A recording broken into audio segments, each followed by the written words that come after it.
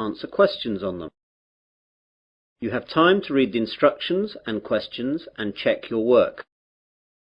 All recordings are played only once. Now turn to Section 1. Section 1. You will hear a conversation between a man and a woman as the man joins a local library. First, you have some time to look at questions 1 to 5.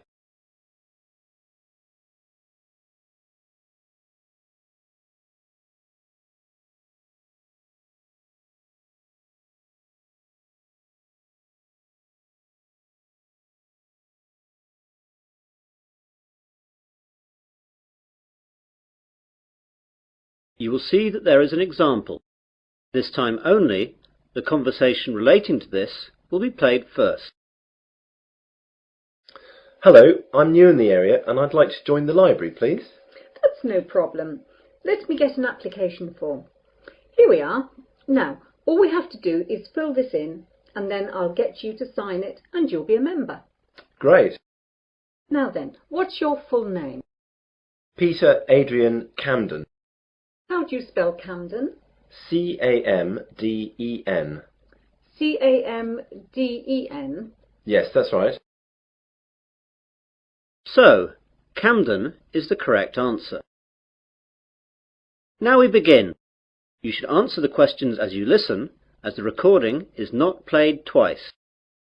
Listen carefully to the conversation and answer questions 1 to 5. Hello, I'm new in the area and I'd like to join the library, please. That's no problem. Let me get an application form. Here we are. Now, all we have to do is fill this in and then I'll get you to sign it and you'll be a member. Great. Now then, what's your full name? Peter Adrian Camden. How do you spell Camden? C-A-M-D-E-N. C-A-M-D-E-N? Yes, that's right. Right. And what's your address? Flat 5, 53 Green Street, Finsbury. OK, got that. That's near here, isn't it? Yes, just 5 minutes walk. What's the postcode? 7434. Got that now. Now, can you tell me your date of birth? 8th of July 1976. And what's your telephone number? Well, I don't have a home number, but I've got a mobile. That'll do fine. It's 06634 982 746. Did you get that? Some of it. Can you say it again? The code's 06634 and the number's then 982 746. Right. That's almost it. Now I need some kind of identification to prove where you live. Do you have a driving licence or a passport or anything like that? I'm afraid that everything I have has got my old address on it. Do you need it now? No, not now, but you won't be able to take anything out until we see that. Wait a minute. I've got a letter addressed to me here that arrived this morning. Will that do? Oh yes, that's a good idea. That will be fine. Let's look. OK, well that's finished. Before the conversation continues, you have some time to look at questions 6 to 10.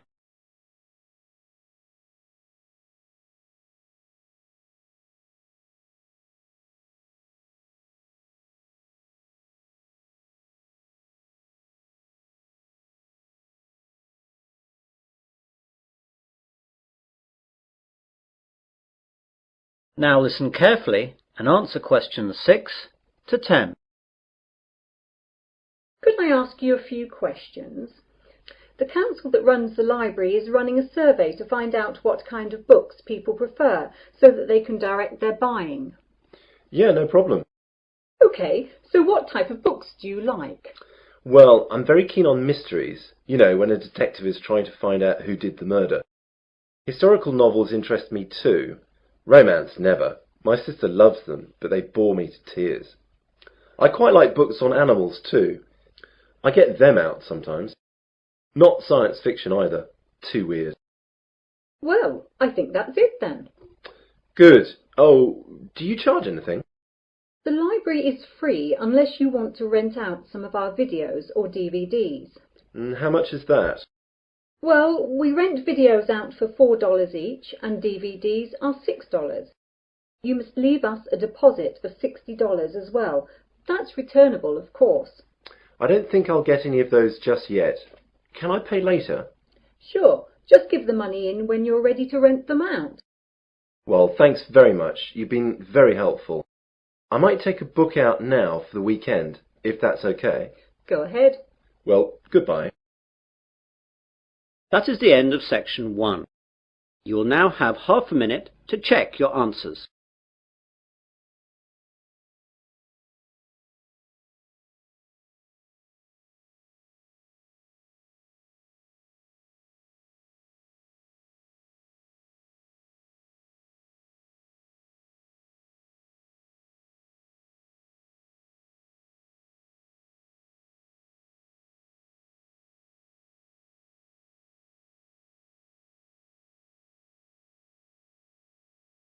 Now turn to section 2.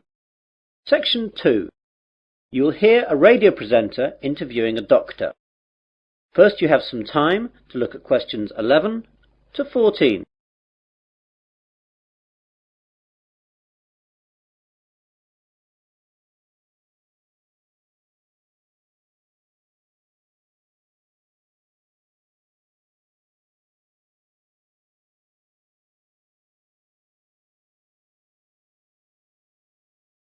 Now listen carefully to the interview and answer questions 11 to 14. Hello everyone. I've just been joined in the studio by Dr. Matthew Johnson. Dr. Johnson works at the Wesley General Hospital and he's here today to tell us all about giving blood. Good morning, Matthew. Good morning. So Matthew, why is it important for us to give blood? Donating blood is not important. It's actually vital that people do this. Without donated blood, thousands of people would die every year, and it's something that could affect everyone. We all expect blood to be there for us, but barely a fraction of those who can give do. Yet, sooner or later, virtually all of us will face a time of great vulnerability in which we will need blood, and that time is all too often unexpected. The need for blood is great. On any given day, an average of 38,000 units of red blood cells are needed. Blood transfusions are often needed for victims of things such as accidents and burns, heart surgery, organ transplants, and patients receiving treatment for leukemia, cancer or other diseases. In 2002, nearly 29 million units of blood components were transfused, and with an aging population and advances in medical treatments and procedures requiring blood transfusions, the demand for blood continues to increase. We really need that much? Yes, and we need it now. Blood supplies nationwide have reached critically low levels, with less than 1 day's supply of several blood types. Thousands of accident victims, cancer patients, premature babies, and countless others who need blood to stay alive are hoping you'll care enough to help them. All blood types are needed. You now have some time to look at questions 15 to 20.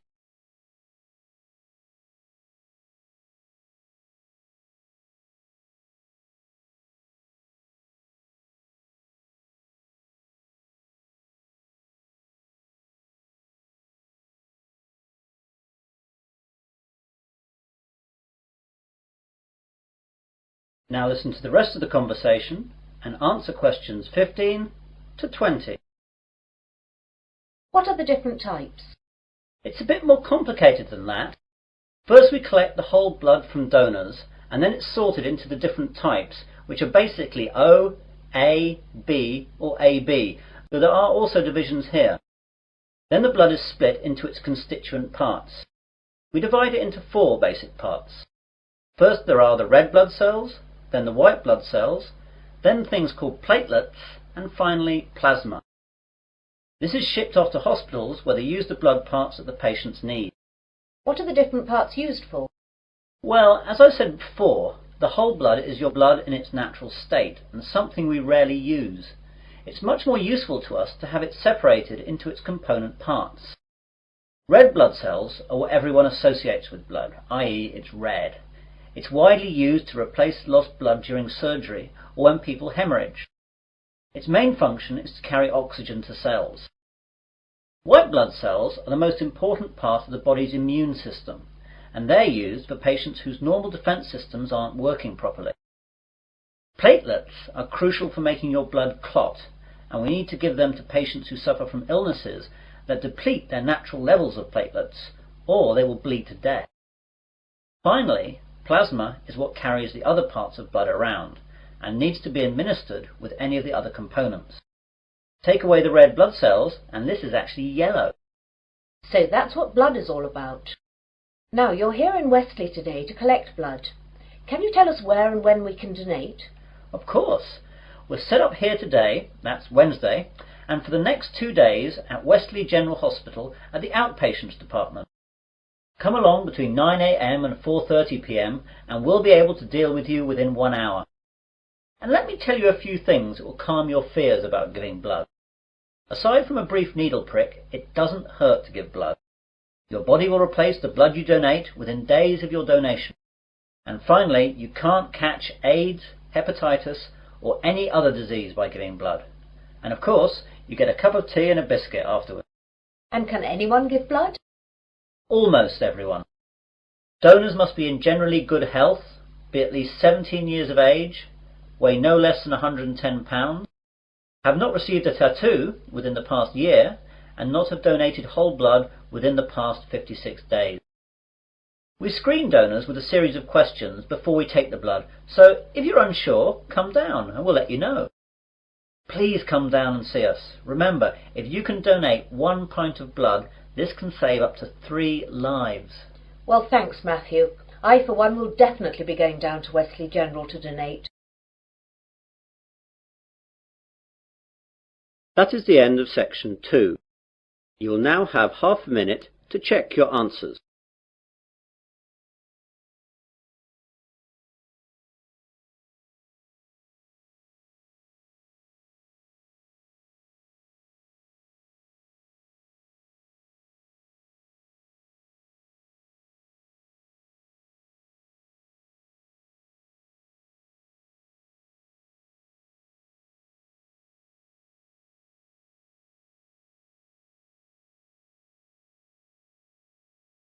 Now turn to section 3. Section 3. You will hear a conversation between 3 people about use of university computers. First, you have some time to look at questions 21 to 27.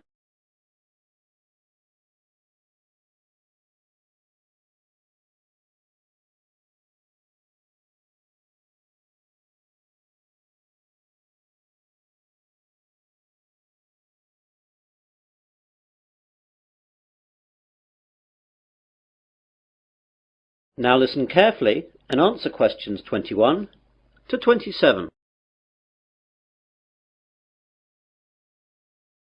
Hello there, do you work in the computer room? Yes, I do. Can I help you? Well, I'm a first year and I know that I'll need to use the computer room for my work, as I don't have a computer of my own. So I thought I'd get down here and see what I have to do in order to get time on one of the university's computers. Okay, there are 4 computer labs open to undergraduates.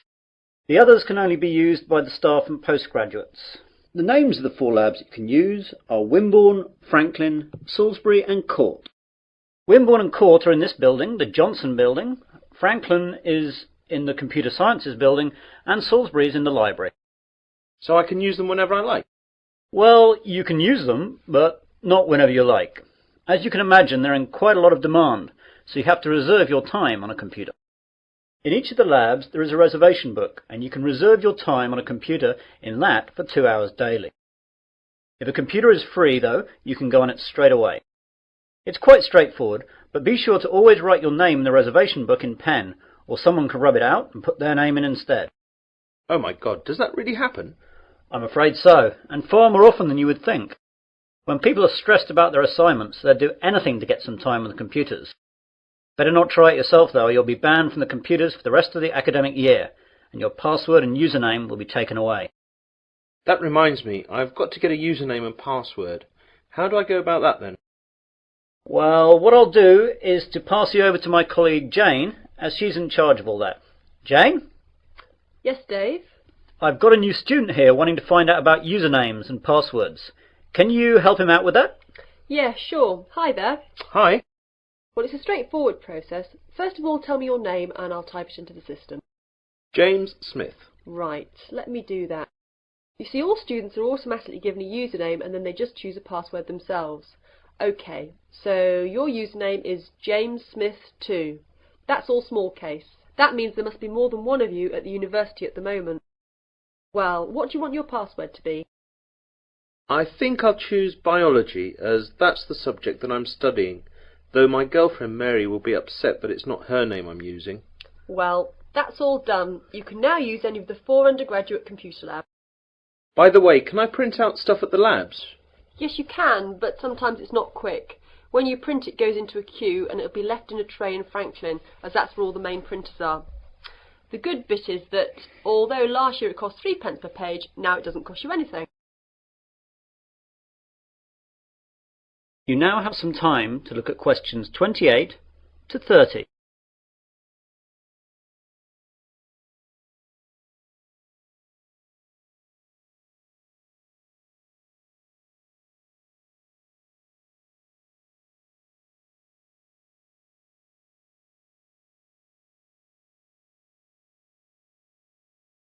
Now listen to the rest of the conversation and answer questions 28 to 30.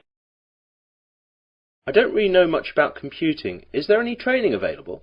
Yes, we have introductory courses for all new students. There is beginner, intermediate and advanced. Which would you like to go for? Well, I have done some, but I don't know if I'm up to anything more than beginner. I'd better stick with that. Intermediate could be too tough. Well, your course is in Franklin then. We're in Court now. You know where that is. That's in this building too, isn't it? No, that's Wimborne you're thinking about. Franklin's over in the Computer Sciences building. Anything else? I don't know what time the course starts. Let's have a look then. Advanced starts at 4:30 in the afternoon on Mondays, but yours is the day after at 5 in the afternoon. Are there any other times, as I've got a part-time job then? Yes, you could try Thursday at 2 p.m. How's that? Even worse, as I've a tutorial then. Anything else? No, that's it. I'll have to rearrange work then. I can't miss the tutorial.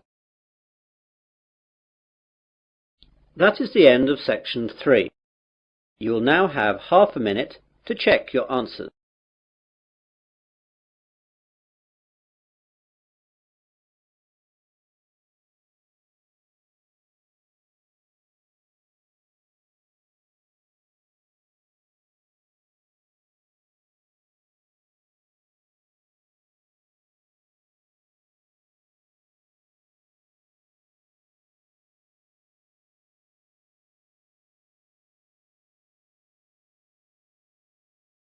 Now turn to section 4.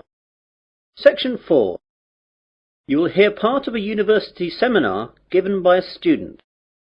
First, you have some time to look at questions 31 to 40.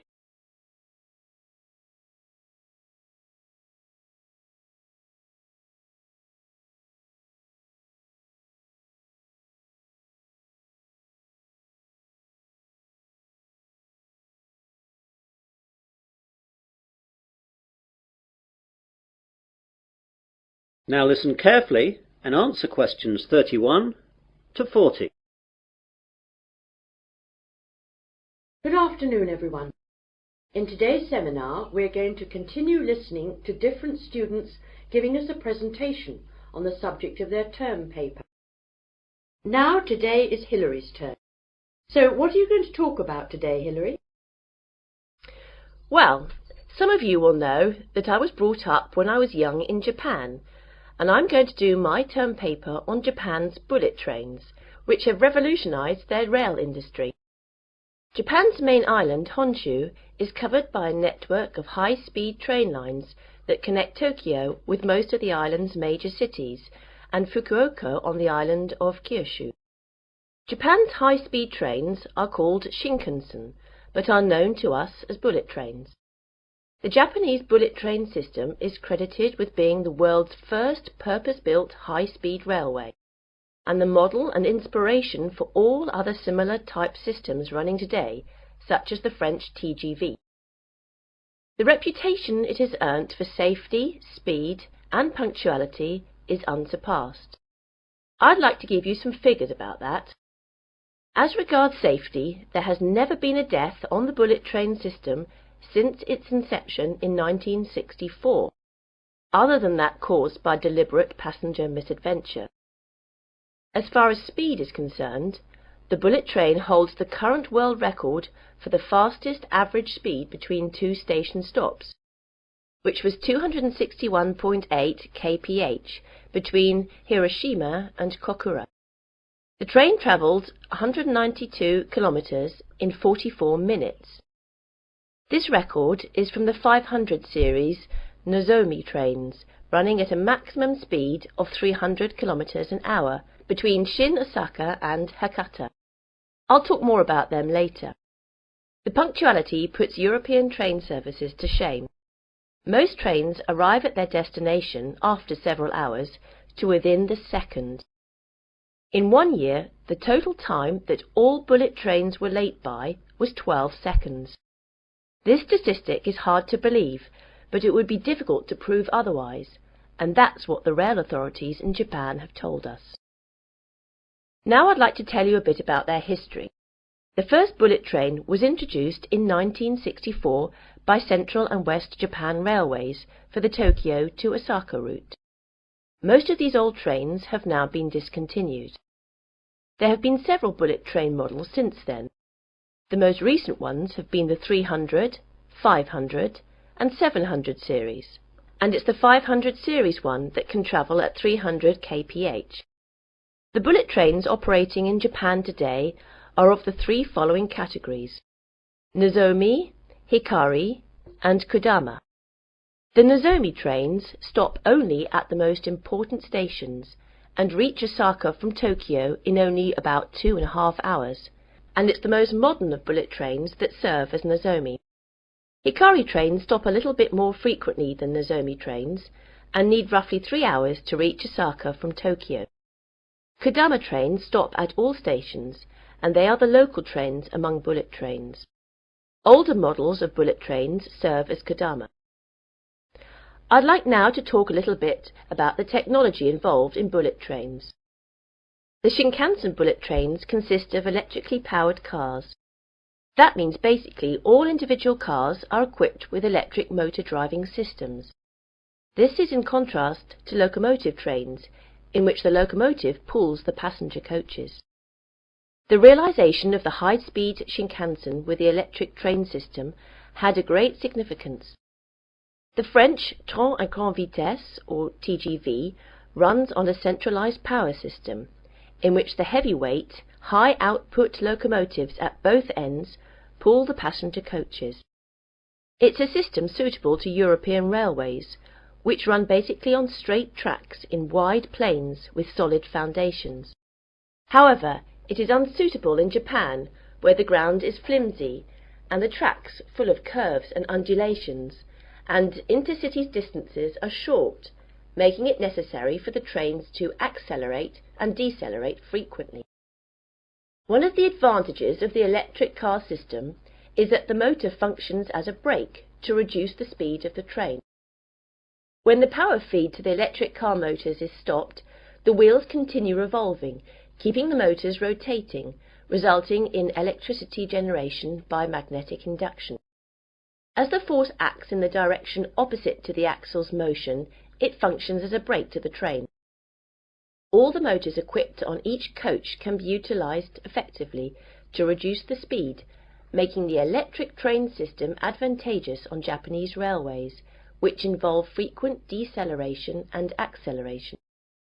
In addition, by virtue of the remarkable progress achieved recently in semiconductor technologies, the electric train system has undergone tremendous improvements in power, operability and safety administration, so the system is becoming increasingly advantageous. That is the end of section 4. You'll now have half a minute to check your answers.